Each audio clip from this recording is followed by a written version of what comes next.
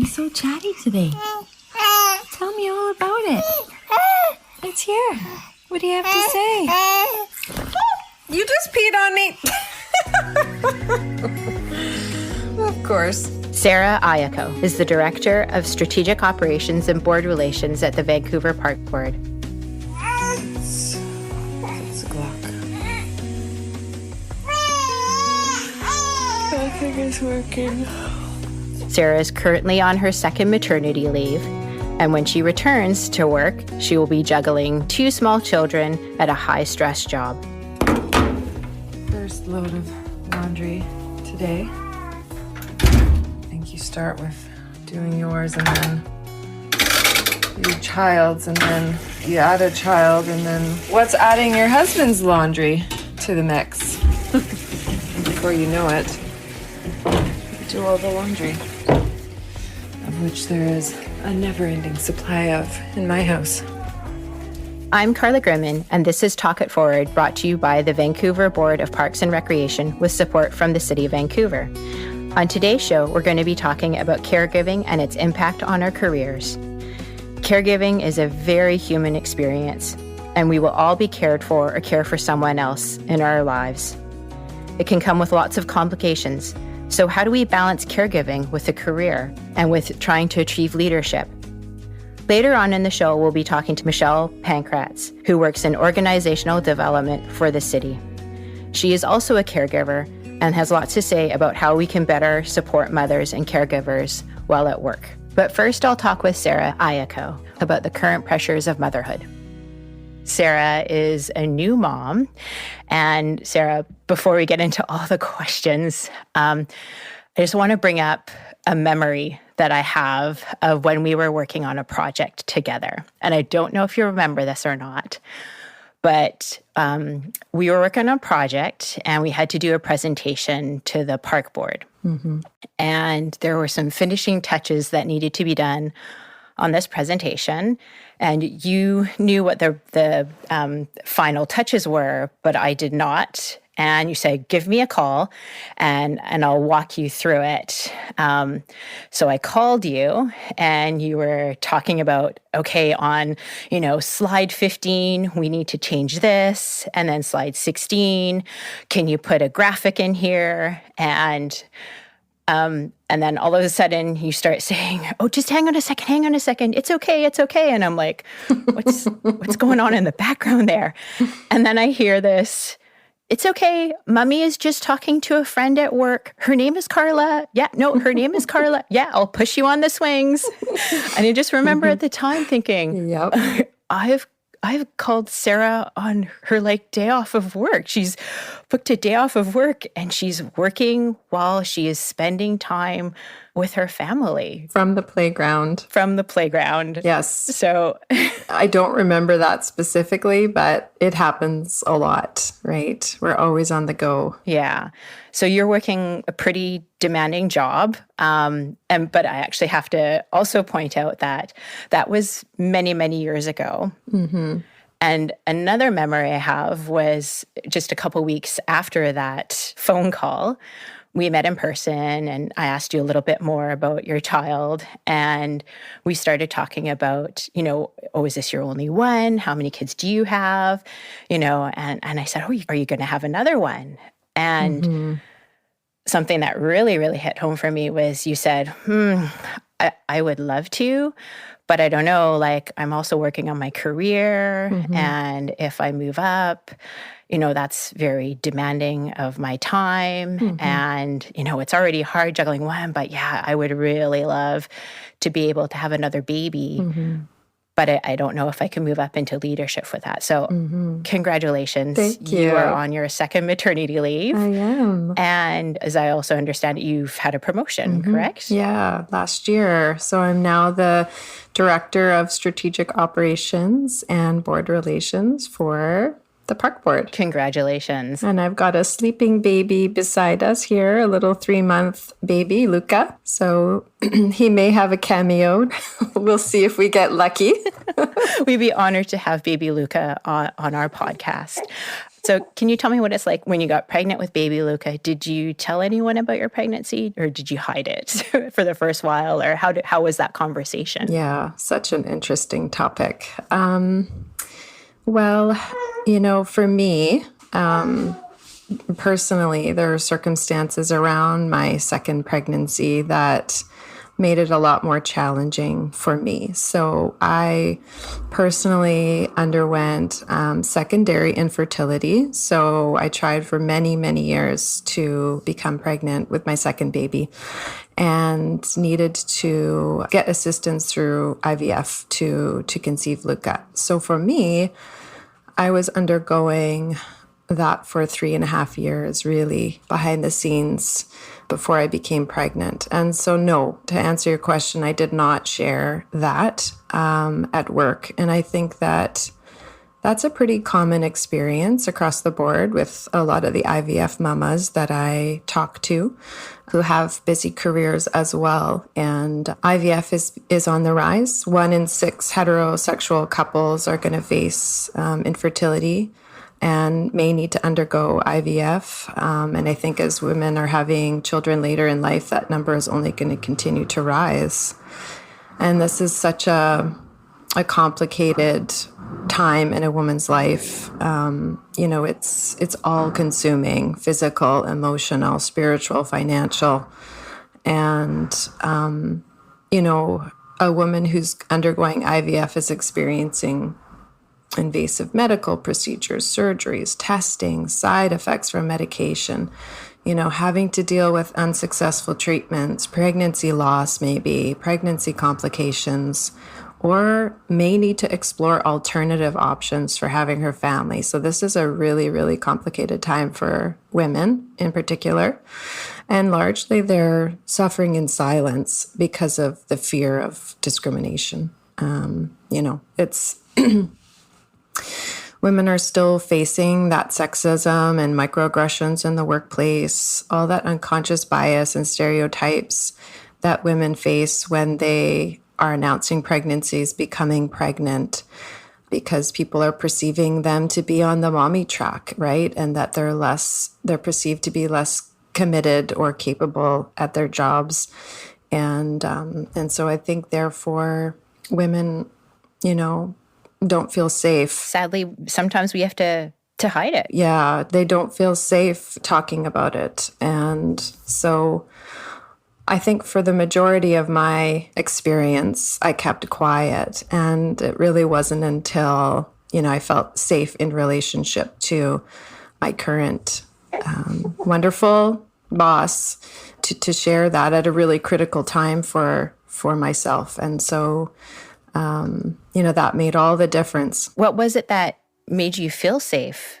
Did your current boss do anything different? Mm-hmm. You said it was about relationship building. Mm-hmm. Yeah. That made you feel safe? Well, we at the park board are blessed with a leader who is, she's just a freedom fighter all around. She's very committed to equity across the board.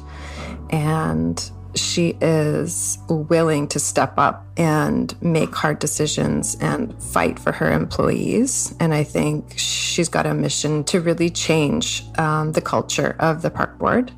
And so it was her persona, right? And the way that she showed up for her leaders, the way that she just exists in the world is very authentic. And I thought, if I can't risk it with this person, then it's not safe with anyone. And so I did it. And I was so thankful that I did. She just was beautiful in that experience for me. And it made all the difference, really. Yeah. To a safe and healthy pregnancy, really. Yeah. Good.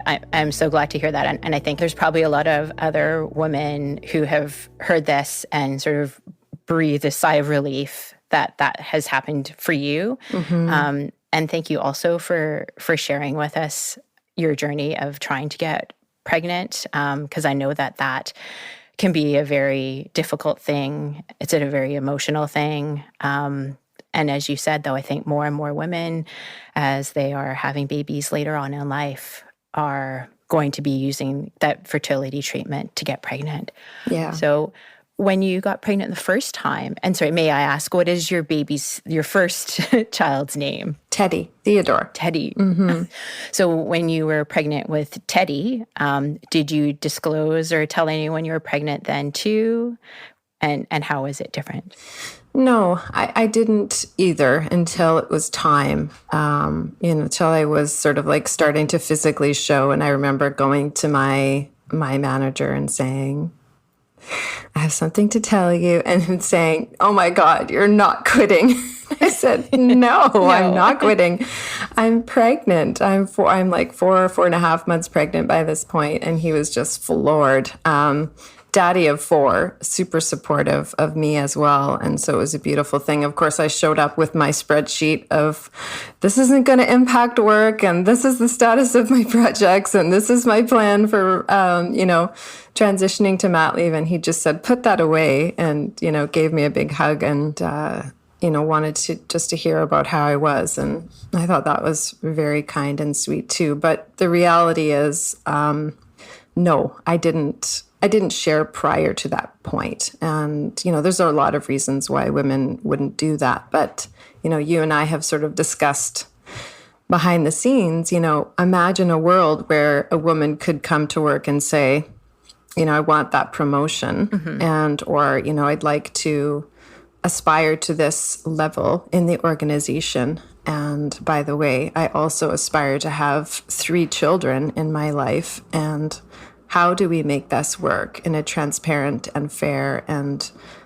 productive way for both parties, right? Like we're a long way from reproductive transparency. Yeah. And so I think there's a lot there, I think there's a lot there for us to all explore and to improve upon. I agree. And I think that if we could have those conversations and be able to have relationships with our employers that are as strong as that, I think that's, in my mind, a win-win for both parties. A whole lot less stressful, I think. Yeah. So, but just for the record, you are coming back to work, right? Oh, yeah. Yeah, I'm coming back to work. I know that you've kind of, you're not even halfway through your maternity leave. But what do you think it's going to be like as you transition back into work after your maternity leave? Oh, my goodness. That's the $1 million question. I mean, the first time around, I have to say I was shocked at how difficult it was. I mean, I was prepared for difficult, but the difficulty far exceeded what I was ready for. I think that moms are still facing that motherhood penalty, right? That perceived competence and commitment issue. And sometimes they're making trade-offs for managing the extra burdens that they're dealing with at home in terms of unpaid work, childcare, cleaning, cooking, logistics, sick days, doctor's appointments, social engagements, volunteering with their kids, on and on it goes. And this is disproportionately affecting women significantly. In fact, it's been shown that men actually earn more when they become fathers. They don't have this motherhood penalty. So when I returned to work the first time, it was sort of fraught by so many complications, really. And I don't think that it was until I became a mom that I felt like I was falling behind in my career, and I'll say that as a very privileged woman, white, cis, able-bodied, credentialed, married, employed woman in Vancouver. Very privileged on the spectrum. But I've certainly faced my fair share of sexism in the workplace coming up. But it really wasn't until I became a mom that I started to really lose ground, because I needed to make those trade-offs. I had shared with you that childcare, we know childcare is an issue in Vancouver. And I thought, nope. Have you got childcare ready for? No, I do not. No. And I'll tell you the story. The first time around, I had heard the horror stories of the childcare issue. So the first people that knew I was pregnant were the childcare wait lists. Yep. Even before I told my husband, I had a spreadsheet. I had plotted on the map all of the centers in my radius between home and work, and I had applied to all of them diligently, over a dozen childcare locations. And I will tell you that in 15 months, I only heard back from one. And to this day, they say, we don't know how you got on with us. We had a 3-year wait list. It was a fluke. I diligently followed up with those childcare centers on a quarterly basis. Nobody called me back. I was desperate. I had to extend my mat leave by a little bit. I was looking at getting a nanny, but of course a nanny is costly. So costly. If you're planning to pay a nanny a living wage in Vancouver, it's a very significant cost I just personally cannot afford. Yeah. So I was lucky the first time that I did find childcare. And this time around, I am in the same boat. I honestly don't know what will happen. Yeah. So you're just waiting for the phone call and hoping. I'm just waiting. Yeah. I'm in the wind. And so that's like a huge reason why I think, returning to work for moms is stressful and fraught with uncertainty, inability to plan and to get those logistics sorted out is a big part of it. But then again, juggling everything once you do find childcare and returning to work, it's exhausting. Draining, exhausting. It's a 24/7 job. You have a child, that's another full-time job in addition to your paid work job. And you didn't get any more time in your day. And motherhood is 24/7. Your children need you during the night. If you're nursing, I've heard estimates that nursing a baby is 1,800 hours a year. So that's close to a full-time job in itself. Unpaid. Just the feeding component of it. So I think that mounting unpaid labor that women do at home, it wasn't for me a conscious decision almost. It just I just seem to accumulate. I accumulate jobs. Somehow we managed to do it. Right? I accumulate the laundry. I accumulate the cooking. I accumulate the pickups. I accumulate all of the emotional care for my children. And I think it's not uncommon, right? And so for me, I needed to make accommodation. I took a reduced work week when I came back the first time around. And that had consequences for me in my career. It really did. People did perceive me in a different way because I was doing a different job. And although I was grateful for that accommodation, I think looking back, I can see how it really set me back a bit in terms of my career progression. And do you think, though, that was it people's perceptions that kind of set you back? Or I don't know, because I see you as really and certainly when I have worked with you on projects, you were very ambitious, you were determined. I think that any employer would be thankful to have you on their team. You were just an incredibly productive person. I'll get a reference from you. Yes, not a problem. I think it's complicated because although I needed and wanted that accommodation, and I was so grateful at the time to have it, I also can see in retrospect that I took a different role, and that role was as an individual contributor. And it was a blessing and a curse. A blessing in the sense that traditional leadership roles like the one I'm in now, even, we've got big teams.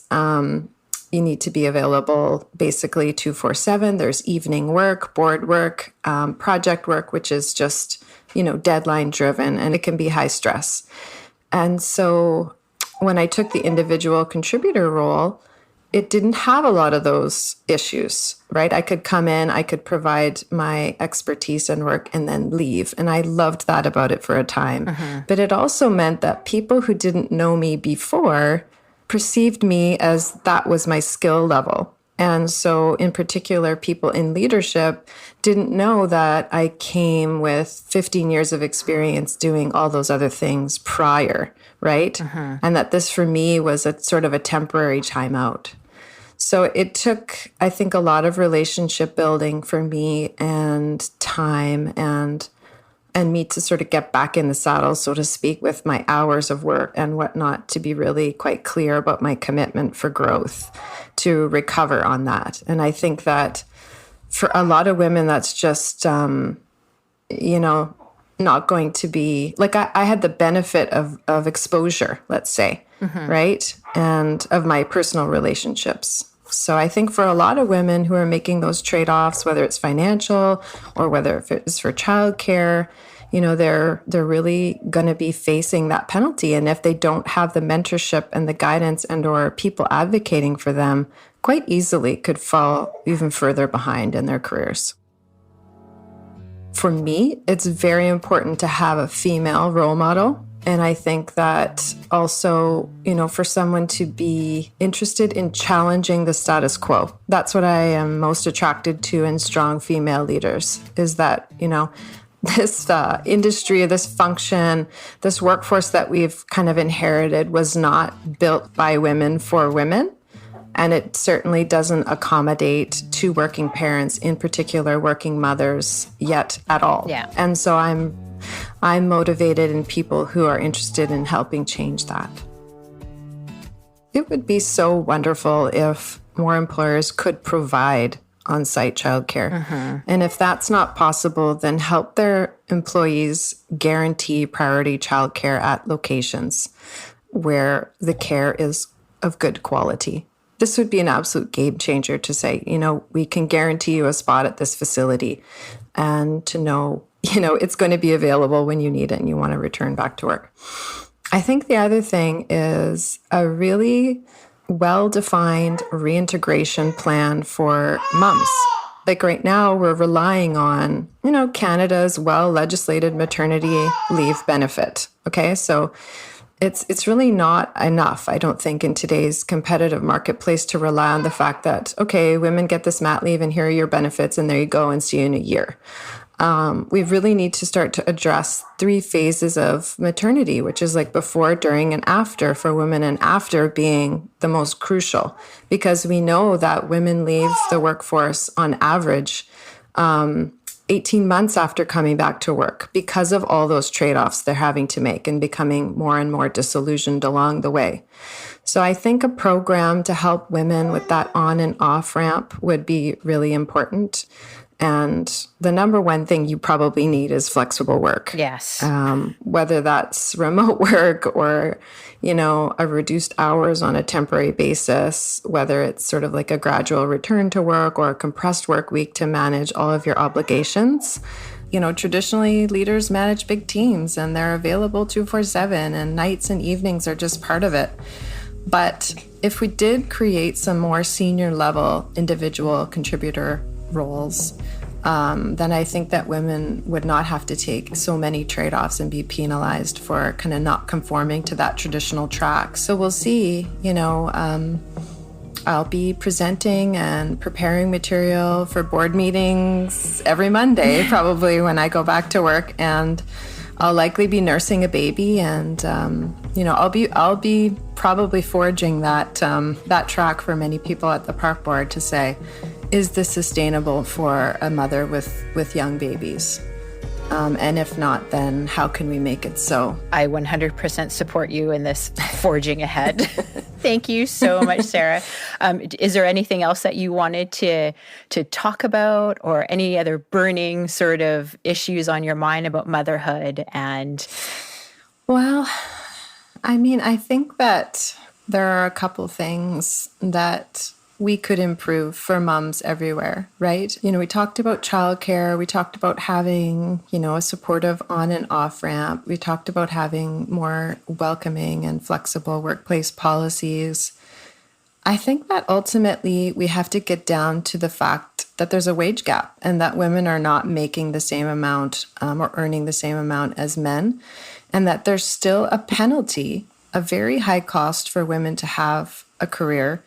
And at a certain point, I think we're going to have to really pay women for their maternity leaves. We work at the city. We have a very generous benefit package when you compare that to a lot of other companies. For example, we have the wellness days, which I love the wellness days, right? Those are days with my kids. I just love those. and the city will top up maternity to 4 months to a proportion of your salary. But I think with women, especially in inner cities like Vancouver, where we have a crippling mortgages and where childcare is sort of hit and miss, and then we have women who are having babies later in their life, right, who may have to deal with fertility treatments, and then all of the added costs and pressures of having a baby. They've right-sized their lives to their salaries, and yet they have to go on maternity leave and they have to earn a very small proportion of what they were earning before, right, through EI, which they pay into their entire lives, by the way. And then potentially, if they're very, very lucky, will have a maternity top-up.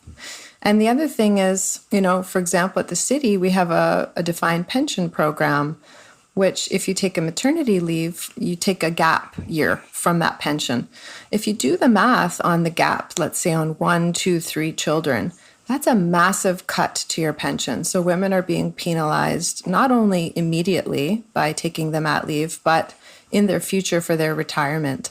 And currently there's a time period that you have to pay that money back in order to get the employer contribution. And I think it's only a few years. But the reality is, if you live in Vancouver, you have a huge mortgage, you're having to save for your mat leave as it is. You don't all of a sudden have $10,000, $20,000, $30,000 laying around to recontribute to your pension. So I think that's something that employers need to look at. And then lastly, I would say that everybody, I think at work, has a responsibility to address sort of like the culture of burnout, because a lot of this is disproportionately affecting women. But I think we need to be super clear and realistic and achievable in what we're taking on, right? We can't be all things to all people. We need supportive workplace policies that help employees, not just women, but everybody, establish boundaries to safeguard their mental health. And I think we really need to engage women, in particularly moms, in the development of these programs and policies. I'd like to see us model the way. It's very uncommon for me to see women, especially moms with young kids, in leadership roles, right? Even if we are seeing women, like, they're disproportionately white and they're a lot older. And I think that if we start to include more BIPOC staff, more women with young children in leadership roles, really we're going to see, like, what's the litmus test of these? Are they sustainable? Are they inclusive? Are they productive for everybody involved? So those are the things that I would like to see. And I mean, we didn't really touch on the men. I think they are part of the equation. That's maybe another podcast. But this podcast was about mothers, right? So I think that right now we need to support the women because they are having the babies and they are doing this work. And I think that we need to offer our policies of flexibility and workplace inclusiveness to all employees and get men on board, because the culture of flexibility can be perceived as a penalty to women. So if more men partook in that, and parental leave, flexible work, taking on more of the burden of childcare and other responsibilities, then I think that's a win for women. I agree. Yes. But I do think women need to be the focus of these supportive programs. Yeah, I agree. And thank you for, I asked if you had anything else or more to say, and you brought up like a whole bunch of other points, all super important. Thank you so much. And hopefully we can get started on some of these initiatives. Let's get started. Yes. I'm on board. Thank you so much, Sarah, again, for being on our show today. And thank you, baby Luca, for making a cameo appearance. Thank you so much for having us. It's been a pleasure. Thank you for doing this podcast, Carla. You're listening to Talk It Forward, brought to you by the Vancouver Board of Parks and Recreation and supported by the City of Vancouver. I'm Carla Grimman, and today on the show, we're talking about caregiving and self-care and what it's like to juggle parenthood or taking care of a loved one with a disability while juggling work and all those other pressures. Next, we'll talk about strategies to better support caregivers. Before we introduce our guest today, I just wanted to give a kudos and a huge thank you to all of the working women out there, those that are working inside and outside of the workplace. I read somewhere that stats are they work an additional 5 hours per day outside of the workforce. And the work that they do outside of the workforce, it's vital to our communities and our society. And this work often goes unrecognized. And this work looks like cooking, cleaning, volunteering for the pack, and also caretaking or caregiving, which leads me to introduce our next guest, Michele Pankratz from Organizational Development at the City of Vancouver. And she's here to chat with us about caregiving and how it may impact our career development. So thank you so much, Michele, for joining us today. And can you tell us just a little bit about what does organizational development do here at the City of Vancouver? Thank you very much, Carla. I'm really thrilled to be here. And sure, it's a bit of a funny term, organization development, but primarily what we're responsible for as a team is individual leadership and team leadership and organizational culture shift kinds of initiatives. So very much work with leaders across the organization at all levels of the organization. Thanks for that. So you're talking about leadership and the development of leadership. Often, these additional hours and specifically caregiving or caretaking, it can be a bit of a barrier to career development and leadership. I was just wondering, has this personally impacted you at all in your career development? Yes, absolutely. So I am, first of all, at the city in terms of how we've defined caregiver, for example, in our employee benchmark surveys is parent or someone who provides elder care and or care for someone who lives with a chronic illness and or disability of some sort. So for me, I am a mom. And so there's that aspect of caregiving. I have a son and also a stepdaughter. But 10 years ago, my son was diagnosed with what is called a life-threatening chronic autoimmune disease. And so I became a medical caregiver as well as a parent. So that was a life-altering experience for me. It's changed every aspect of my life and continues to be a big part of my life, although my son's a young adult now and primarily independent, but there are still aspects of caregiving that I provide for him. So I think you never stop being a mom, no matter how old your child is. That is the case. You're absolutely right. It just shifts in terms of what you worry about. So from a caregiving perspective on those different levels, yes, it's very much been part of my journey and my career experience as well has shaped that. And so as far as impacting your career development, it sounds exhausting. Very time-consuming, and it can drain you from focusing on your daily job or your career development. I'm wondering, how did you navigate around that? And did it impact you that much? Yes, actually. So when my son was diagnosed, I was actually a TFT employee at the city. And so initially, I actually had to leave my role because it's quite a steep learning curve for the health condition he has. It's intense management. It requires 24/7 management. And he was young, so I needed to go to his field trips and I needed to be there for all of his sports on the sidelines and things like that. So for the first year, I actually couldn't work. So it had quite a significant impact. And then I was able to start fitting work back into my life because I'm also the primary income earner in my family. So it's important that I am working. So there was some financial impact from that as well as career impact, which happens for many women and caregivers in general. But interestingly, at the city currently, there are not part-time options. So I had to find a different way to engage, and that was primarily through contracts. And then 5 years ago, I had the opportunity to come back in a full-time role, and my son was at a different level. But 2.5 years into that, he was in the teen stage, which comes with its own challenges for the disease that he has. I am there right now. I sympathize with you and any other mother, father of a teenager. Yes, it's a very unique stage in children's lives. And then also with my son, which he has type 1 diabetes. And so it's quite a fraught time, physical and mental health. So I attempted to stay very engaged in work as a manager. And you know this in the organization. It's a very fulfilling role, but it's also very demanding. And so I thought I could do it all and do both. And those extra hours you're talking about and all the medical care requirements I had, and I ended up burning out, and I had to leave the organization again. And so for about a year and a half, just to regain my own health, recalibrate, make sure my son was in a good place. And then I had the very good fortune of being able to come back in my role when my predecessor actually had to leave for caregiving reasons actually as well.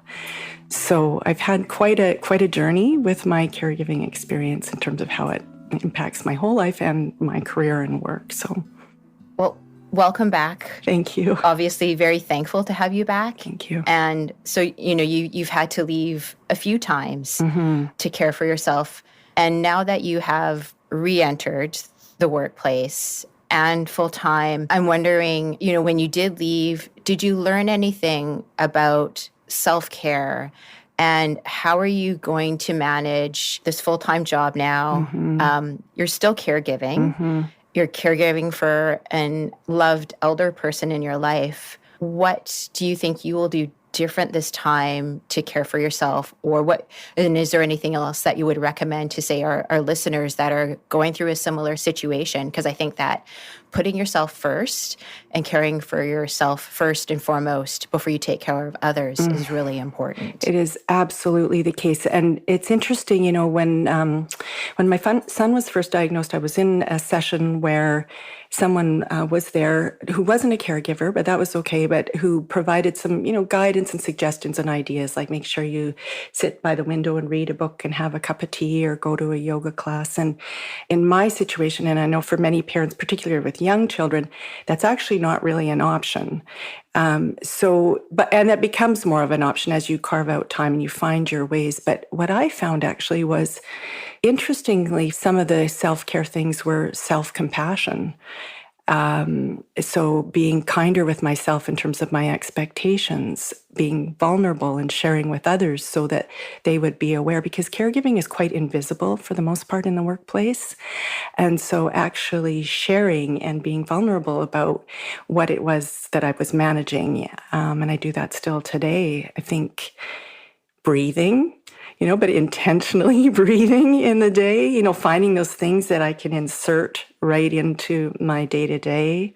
Movement is extremely important, I think, for all of us. And I know for me, it's really important. So making sure I just get up and move around, I make that non-negotiable. And relationships, I think, too. So having those around you that either speak the same language or that you can share with, so that shores you up. So those are some of the things for me that I learned, even just in how I think differently and what I expected of myself, provided the self-care, and then enabled me to still be highly productive and contributing too. So that's a shift for me. I'm just wondering, in terms of caregiving and supporting women, what do you think men can do to better support women in providing caregiving while navigating work environments? It's interesting because, increasingly, actually, men are caregivers as well. But in all the research that I've done that I'm aware of, women are more impacted by caregiving. But I was listening to an interesting discussion the other day about flexibility in the workplace. Actually is probably one of the biggest things we can do to support everyone. It's a healthier way of working for everyone increasingly as we go forward, and we've certainly seen that in the pandemic. And when we do that, that also provides options and opportunities for men to take on more caregiving as well. And so it's an interesting thing where still caregiving predominantly falls on women, as you mentioned, the hours that are involved. So even if men identify as caregivers in the organization, women still tend to take on more of the different kinds of roles that impact their lives and work. So I think men being aware of that, men finding ways to flex their own work lives and be in conversation about this issue to understand it more deeply in terms of the impacts. I think fully just engaging in the conversation to understand how we can do this collectively. Because care, it's interesting. I was just reading a stat that at least 60% of us at some point in our lives are going to have some responsibility in terms of caregiving, be it children or elder care or caring for a family member or friend. That's a pretty universal experience. So it's actually woven into our society. It's a core thread of who we are as humans, but it's invisible primarily in places like the workplace. And so I think bringing this forward, and that was part of the reason for the ERG too. 45%, I think, of city employees who responded to the employee benchmark survey are caregivers, or identified as caregivers. 66% of them are actually those who are pay band 10 and above, so are senior leaders. So it's really interesting in terms of it's quite a high percentage of our employees, at least those who responded to the employee benchmark survey, who identify as caregivers. But you likely don't know that in terms of the impacts in day-to-day interactions. I know, and I think when you talk about it being invisible, I think a lot of people want to keep their personal lives outside of the work environment. But I think that if we know about the struggles that our employees are going through, then we can better support them and bring understanding as to, why they're off today, or, they're just not 100% there, and help them in some way with whatever that they are going through. Like you said, this is just the beginning of the journey and the beginning of the conversations. Thank you so much for joining us and sharing your experience with us of what you have gone through. And just curious for our listeners, what is your favorite thing to do in regards to self-care? What is your number one thing that you turn to do?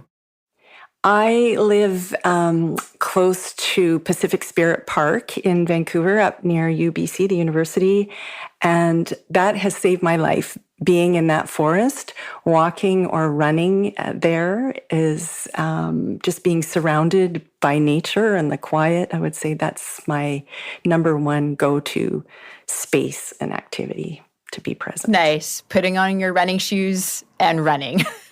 Yes, just running off.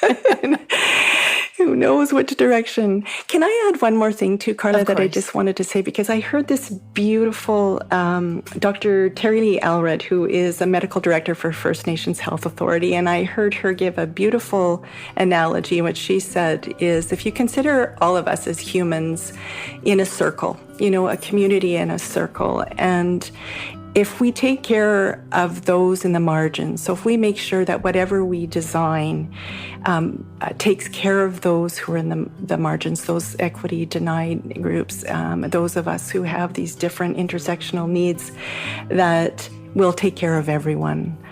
And I thought that was a beautiful thing, is that there is a way for it to be an and for all of us if we start having these conversations with those who are challenged most by living in the systems and structures that we're in. And so I think that's a great goal. Thank you very much for sharing that. And thank you again for joining us on today's episode. Take care. Thank you very much. It's fantastic that you're creating a space for putting voice to and having these conversations about women in leadership. So I appreciate it. This has been Talk It Forward. I'm Carla Grimman. I'd like to thank both Sarah and Michele for joining me today and talking about caregiving, and for being so open and honest and letting us see into their personal lives. Please follow Talk It Forward to receive episodes as they come out. And why not share the podcast and tell your friends about us? You can learn more about the City of Vancouver's Women Equity Strategy online at vancouver.ca/women's equity. Take care and talk soon.